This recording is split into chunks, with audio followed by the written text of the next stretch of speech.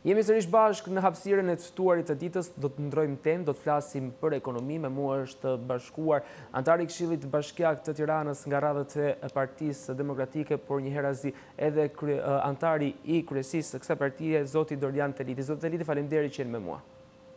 Faleminderit për ftesën, kënaqësi. Besoj që e keni ndjekur me kujdes edhe atë projekt buxhet të raportuar dhe propozuar nga qeveria shqiptare, opozitës, ju konkretisht duke qenë se jeni një ekspert i ekonomisë njëherëzi, si e shikoni këtë projekt buxhet, si e konsideroni?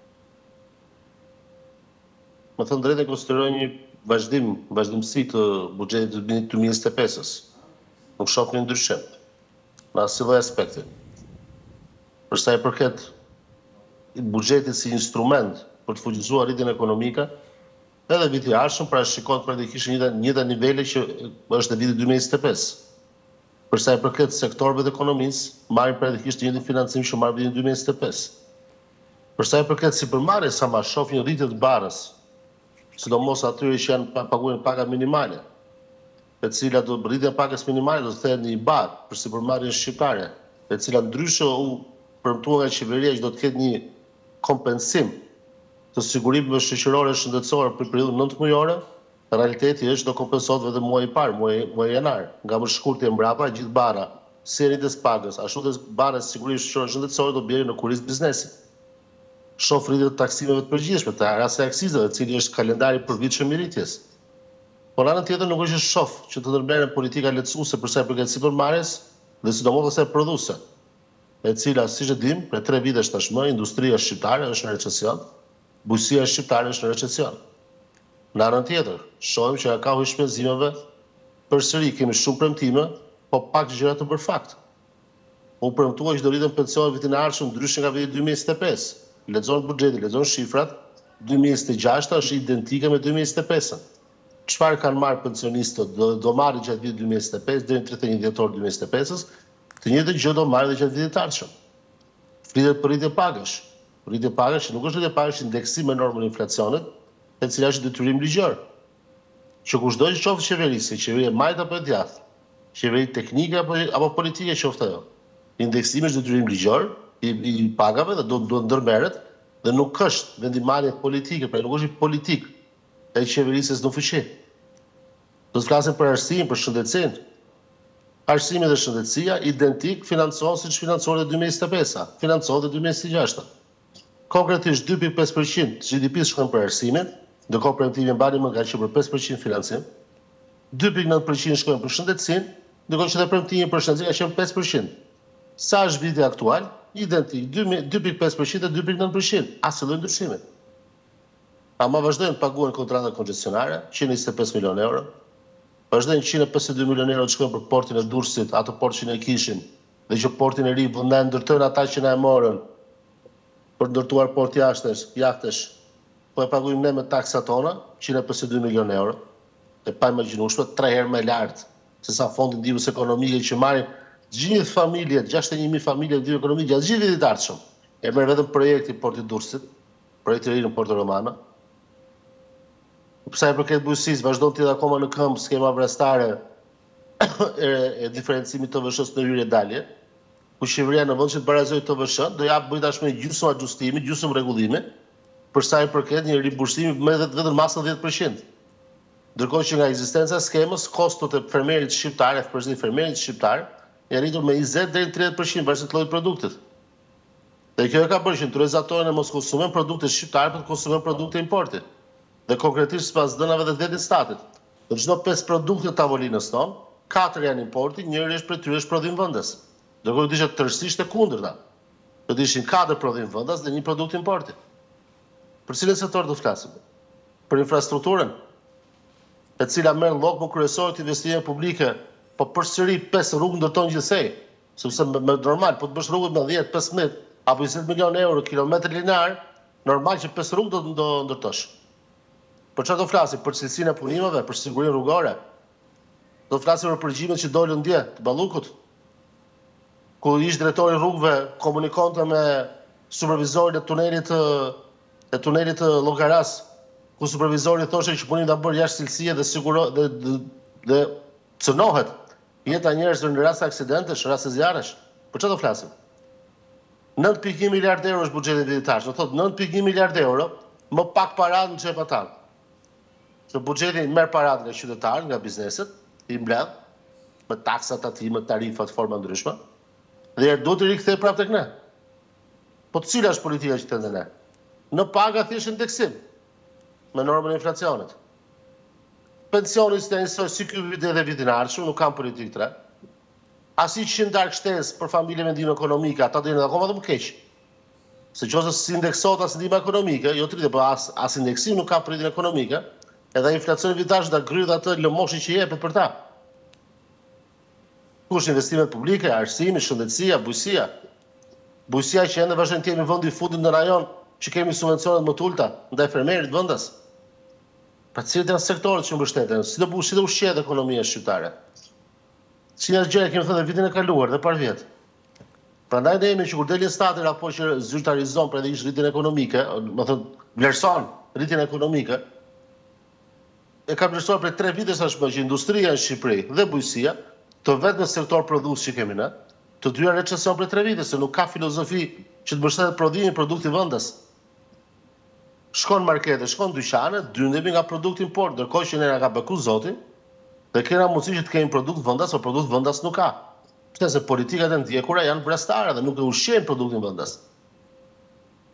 Qartë, zoti Deliti, jemi në situatë që nga do që nga ta kapësh, nuk janë, buxheti shtetit është instrument në fund ditës, nuk është objektiv. qartë.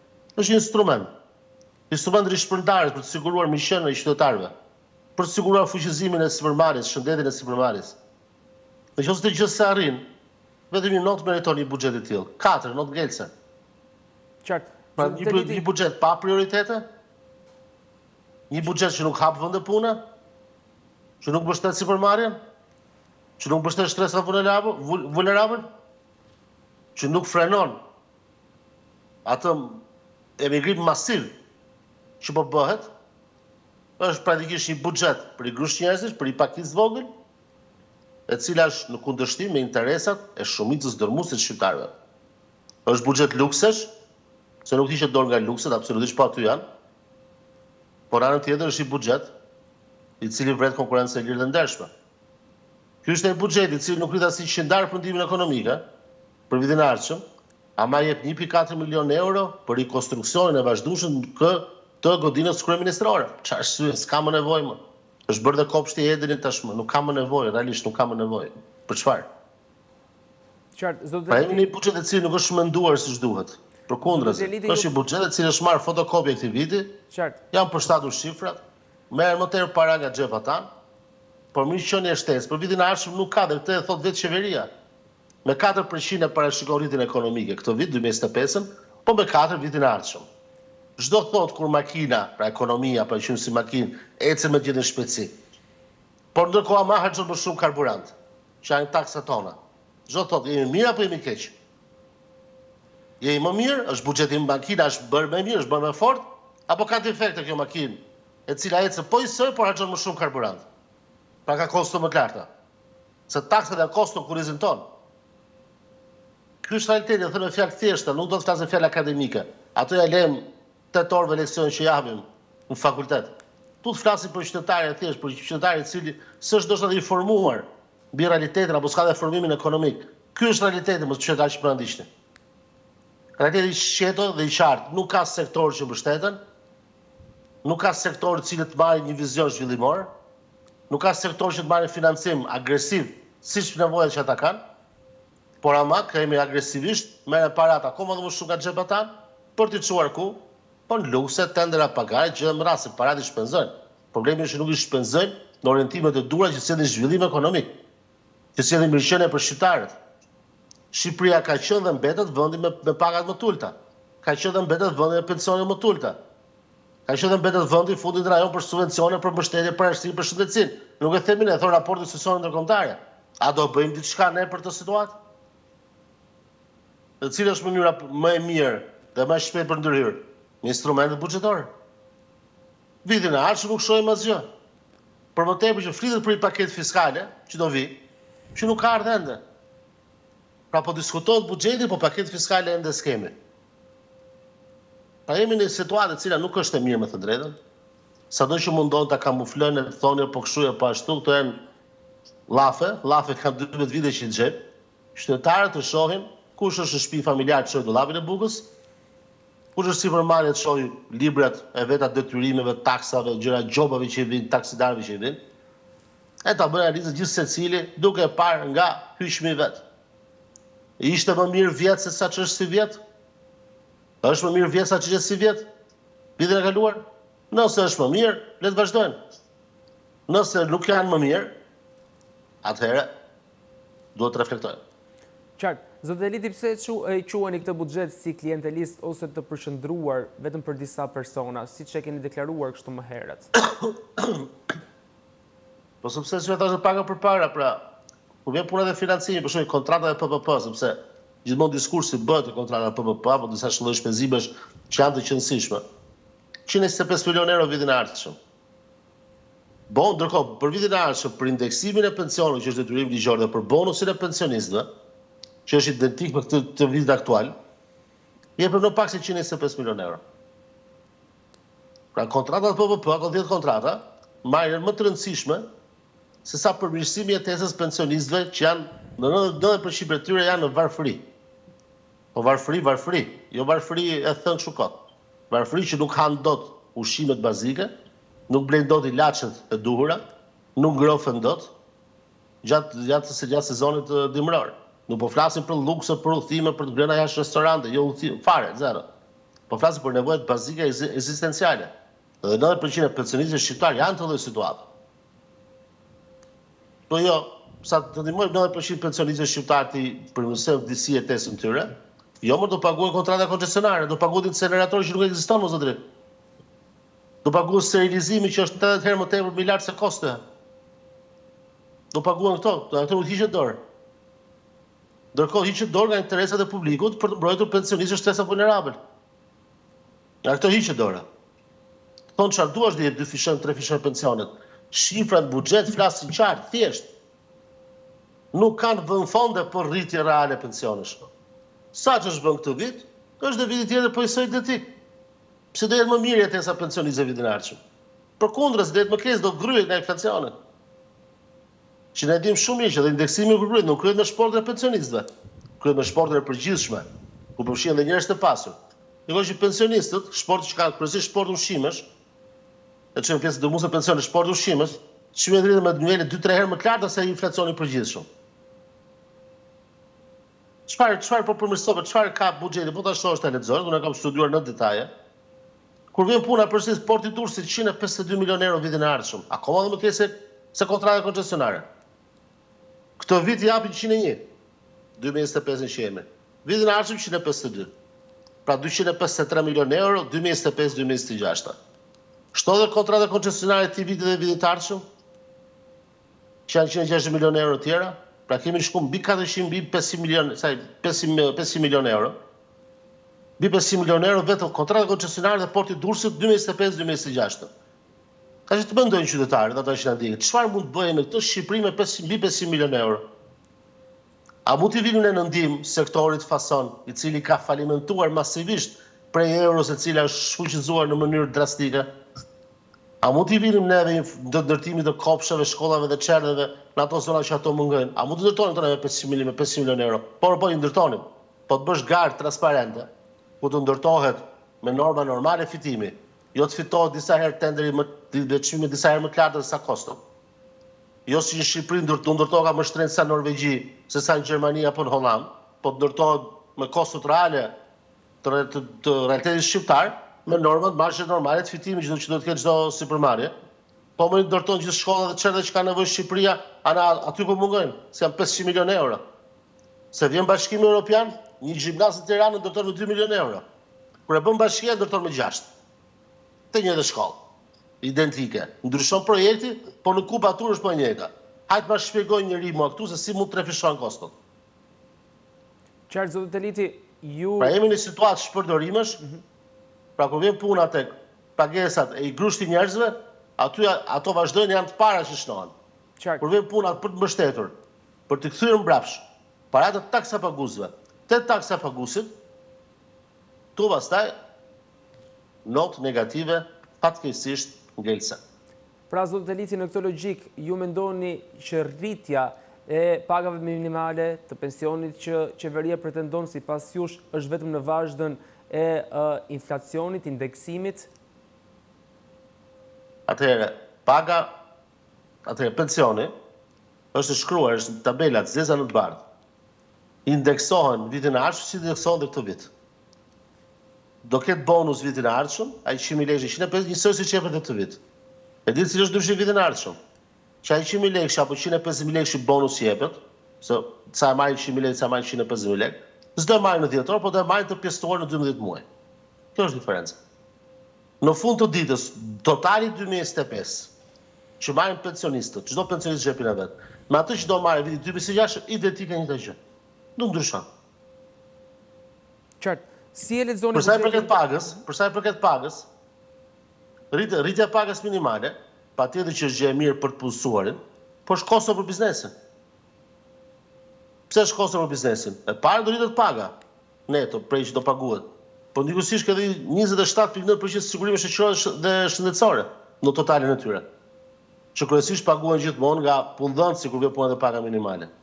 Pra 100.000 lekë që tepër, që do rritet paga minimale nga 400-500, do paguhet dhe sigurime shoqërore shëndetësore 27.900 lekë, po thuaj se 28.000 lekë në arkën e shtetit, po ku do shkojnë? Për të mbushur arkën e shtetit.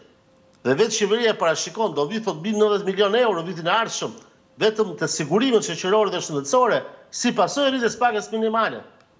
Po kthejmë më mbrapa shtyre. Kthejmë mbrapa biznesit, përballojnë pak ato kosto, mos e jo, e disa kthejnë 10 milion euro. Bilanci kush fiton tu?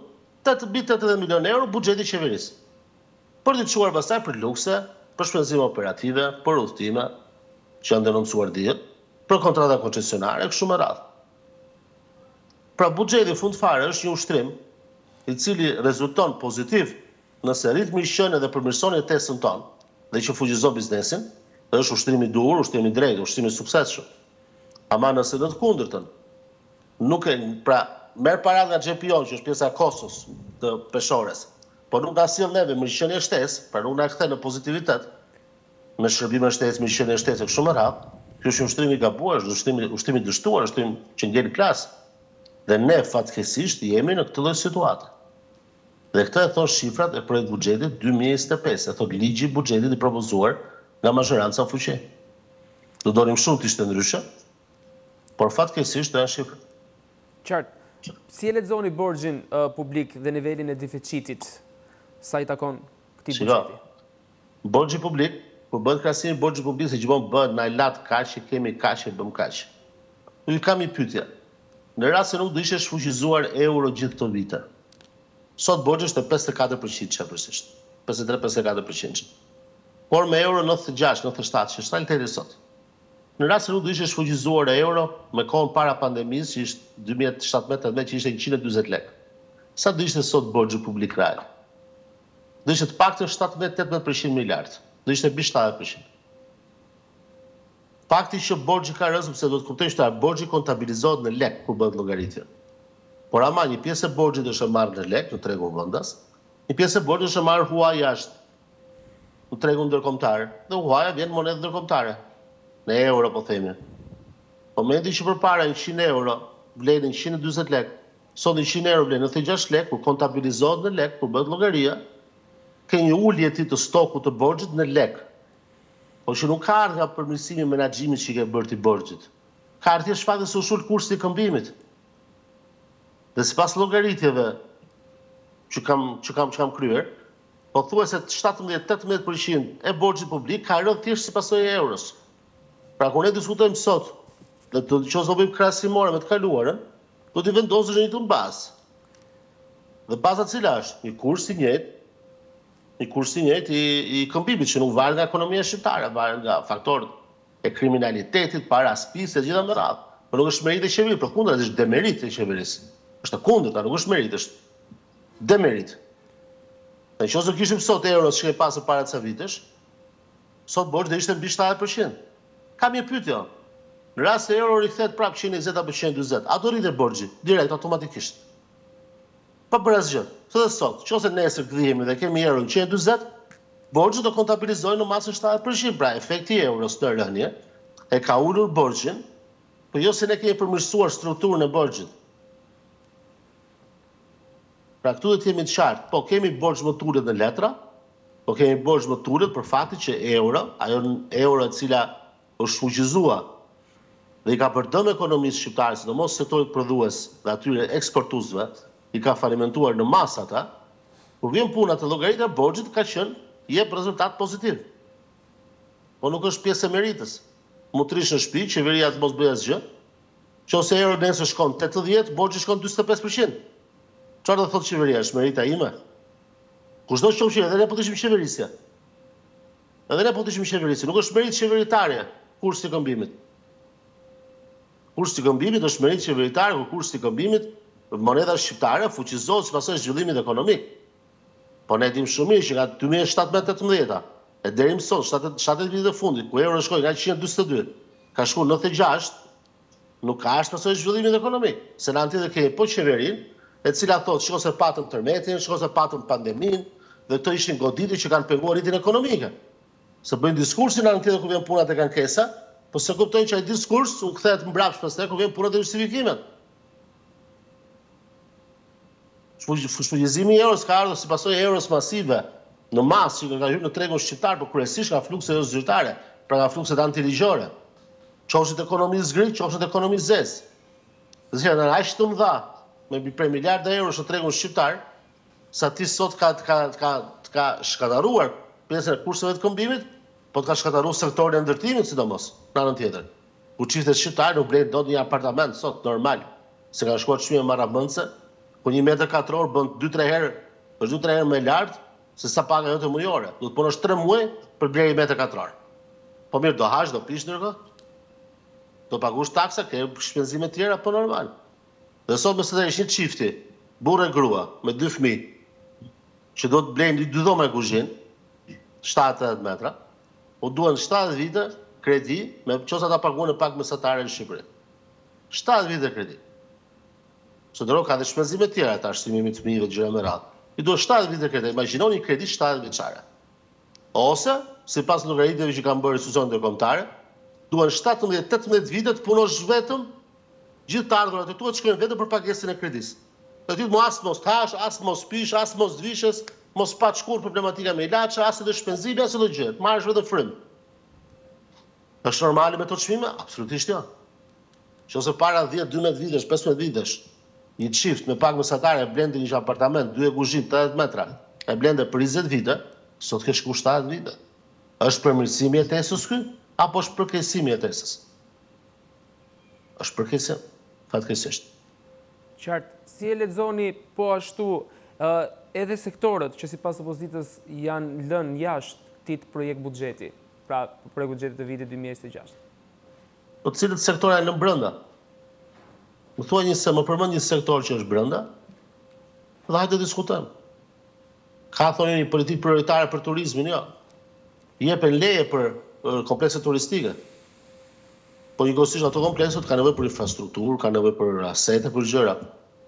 Tu dhe një aset që po bëhet që është porti i Vlorës, ne po shohim këto ditë, kemi qenë gjithë dëshmitar, që jemi subjekt të një afere të madhe klientelisë dhe korruptive. Edhe porti që duhet, aeroporti i Vlorës që duhet të ndihmonte zhvillimin e turizmit sidomos në jug të vendit, pra dhe ajo afere radhës. Tuneli doli afere radhës, u mor vesh tuneli. Tuneli i Miqit ishte afere, por tashmë na ka dalë jashtë normave të sigurisë, që është shqetësuese realisht.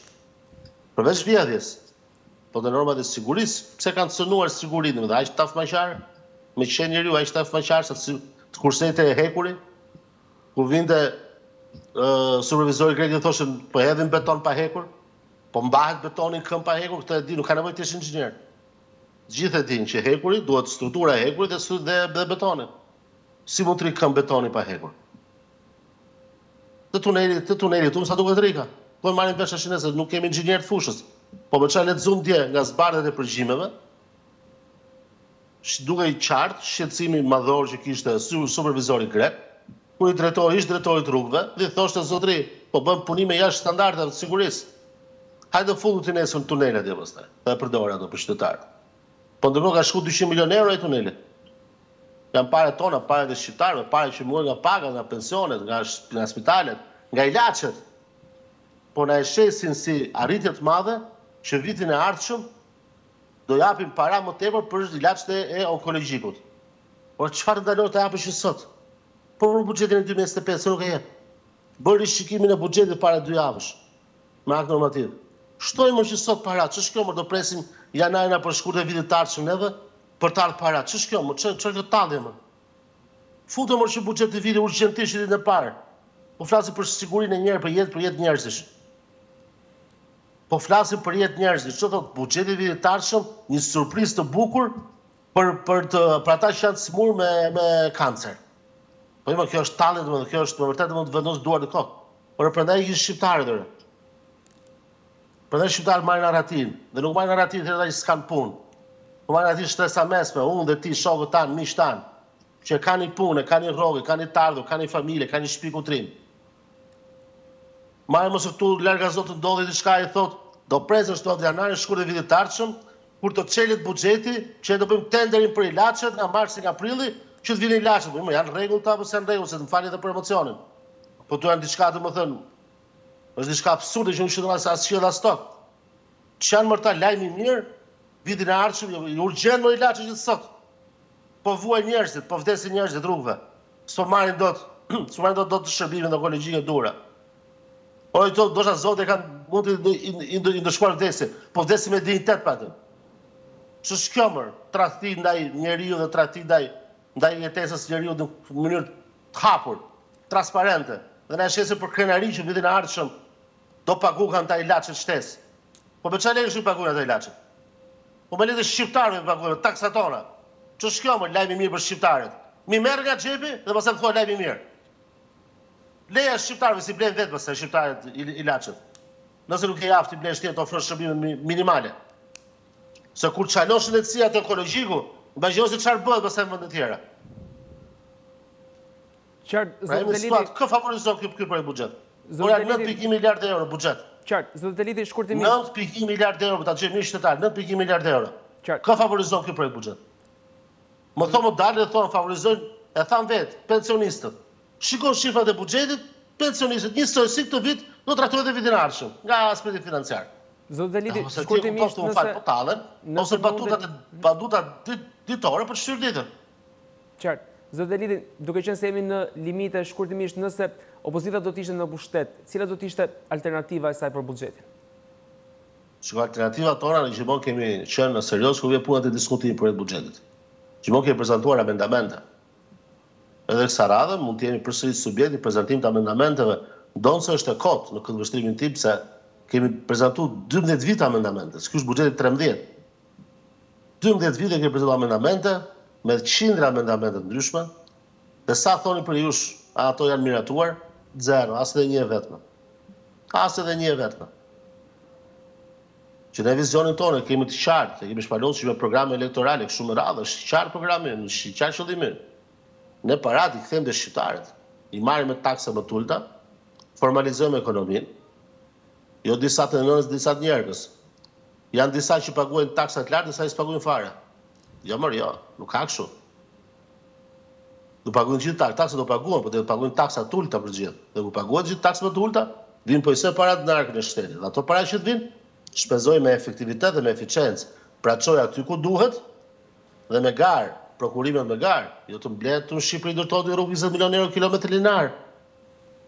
Kemi fushim punëtore 3 herë më të ulët në kosto ose sa Suedia, Norvegjia, e 4 herë më të ulët, po ndërtojnë 3 herë më shtrenjtë se ta. Hajde ma shpjegoj njëri më. Nuk ka aritmetik të shpjegoj politikat aktuale, çmimet aktuale. Nuk ka aritmetik të shpjegoj. U mund të kuptoj të fushim nga 10-20 me ato mashtrimet e tyre, me 10-20%. Po të 3 fishën 300%, ti 4 fishën, ti 5 fishën 500%. Jo, pastaj është, ta i thonë, realisht dhe më thënë, absurditet maksimale. Janë 1.8 miliard euro investime publike, vitin ardhshëm. Çfarë do ndërtohet vitin? Çfarë do ishte 1.6 miliard euro këtë vit? Më thuaj, më këtë vit, qeveria shqiptare po shpenzon 1.6 miliard euro në projekte investime publike. Më rithua do t'i mua 5 projekte, investimesh publike të qëndësishme që thua ti bravo qeveria po bën to 5 projekte. Ja, më je gazetar, je fushës. Merresh me lajmin ditë për ditë. Thua dot 5 projekte, si thua dot? Diskutojmë akoma çështje ilaçesh. Në shërbime bazike të njerëzve. Vitin ashtë nuk janë 1.6, 1.8 miliard euro. Në letër, kur shikon ti një tufë projekte, kur vjen puna të zbatimi, rrugët e Shqipërisë ecim na. I shohim që ndërtohen spitalet, shkollat, më shohim ku janë to? Ku janë to? Ndërtohen 5 shkolla në Tiranë dhe thua ndërtohet gjithë Shqipëria, jo më jo. Jo pra, nuk funksionon kështu. Dhe buxheti po shpërdoret. Po buxheti është i shqiptarëve, nuk është që qeveria menaxhon buxhetin. Vendos ku dia marri, si dia marri, pra me anë të taksimeve, taksave, tarifave shumë më radh, dhe vendos si do t'i shpërndaj. Po fund fare është në buxheti shijon, është i shqiptarëve. Dhe ky buxhet shqiptarëve që na merret dita ditës neve nuk ta kthehet mbrapsht në mirëqenie. Dhe prandaj ky vit është ka rritje 4%, afërsisht të parashikuar vetë nga qeveria, dhe po vitin ardhshëm po 4% do jetë rritje ekonomike. Pra jemi një makinë e cila ka një potencial të rritemi 7-8%, por po ecim me gjysmën e shpejtësisë. Jemi mirë apo jemi keq? Jemi keq. Nuk është mirë, nuk kemi rrugën e duhur. Por ndërkohë ecim me një shpejtësi, por harxojmë më shumë karburant. Kemi më shumë kosto, më shumë mund. Zot Deliti, faleminderit. Rezultati fund fare, kur i vendos peshore, anon fatkeqësisht nga ana negative. Qartë. Zot Deliti, faleminderit shumë që ishit me ne. Faleminderit ju, kënaqësi. Detaje në konvështrimin tuaj, por dhe të opozitës për projekt buxhetin e vitit 2026. Faleminderit. Faleminderit.